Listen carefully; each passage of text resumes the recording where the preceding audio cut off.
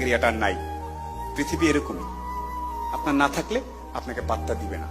কে কি বললো এই জিনিসটা থেকে একটু বাইরে হতে হবে। আমাকে অনেকে বলে ভাই আপনাকে মোটিভেশন এসে বলে। এক সময় লাখো তরুণের প্রেরণার নাম ছিল সোলাইমান সুখন। ছিলেন নৌবাহিনীর কমিশনপ্রাপ্ত অফিসার, পরে কাজ করেছেন স্ট্যান্ড আপ কমেডিয়ান হিসেবে। বর্তমানে ব্যস্ত কর্পোরেট জগতে, তবে মোটিভেশনাল স্পিকার হিসেবেই অধিক পরিচিত তিনি। তার মোটিভেশনাল ভিডিও দেখেনি বা শোনেনি এমন মানুষ খুব কমই পাওয়া যাবে। মূলত তার হাত ধরেই দেশে মোটিভেশনাল স্পিকিং বিষয়টি জনপ্রিয়তা পেয়েছে। কোটা সংস্কার আন্দোলন ঘিরে যখন বিভিন্ন মহল সোচ্চার, সে সময় অনেকটাই নিশ্চুপ ছিলেন সোলাইমান সুখন। তার এই নীরবতার কারণে সামাজিক যোগাযোগ মাধ্যমে তোপের মুখে পড়তে হয়েছে তাকে।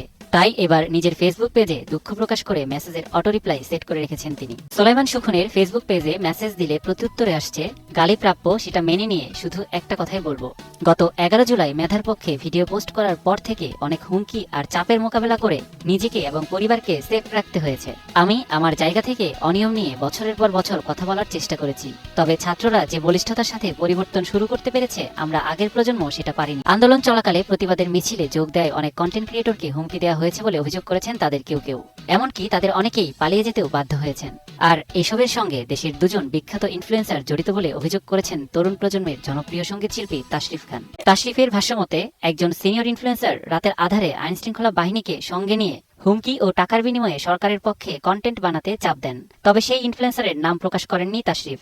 অনেকেই ধারণা করছেন সেই সিনিয়র ইনফ্লুয়েন্সার সোলাইমান সুখন। পাশাপাশি নাম এসেছে আরেক ইনফ্লুয়েন্সার তহিদ আফ্রিদিরও। তাশরিফ খানের অভিযোগ করা সেই সিনিয়র ইনফ্লুয়েন্সার তিনি কিনা জানতে চাইলে সোলাইমান সুখন গণমাধ্যমকে জানান, আমি কেন একজনকে হুমকি দিতে যাব? আমার এই বয়সে এটি মানায় না। আমি চাকরি করি, পেশাগত জায়গা থেকে অনেক চাপ আছে। বাচ্চারা অনেক কিছুই লিখছে, লিখুক, আমার আসলে কিছু বলার নেই। আত্মপক্ষ সমর্থন করে এই ইনফ্লুয়েন্সার বলেন, যৌক্তিক কোনো কিছুর বিরুদ্ধে থাকার কোনো প্রশ্নই ওঠে না। গত 11 বছর আমি অন্যায়ের বিরুদ্ধে কথা বলে গেছি। হয়তো স্থান কাল পাত্রভেদে যে পরিমাণ বলিষ্ঠতা থাকা দরকার ছিল সেটা ছিল না। ছাত্ররা যেভাবে করেছে সেভাবে কিছুই করতে পারেনি।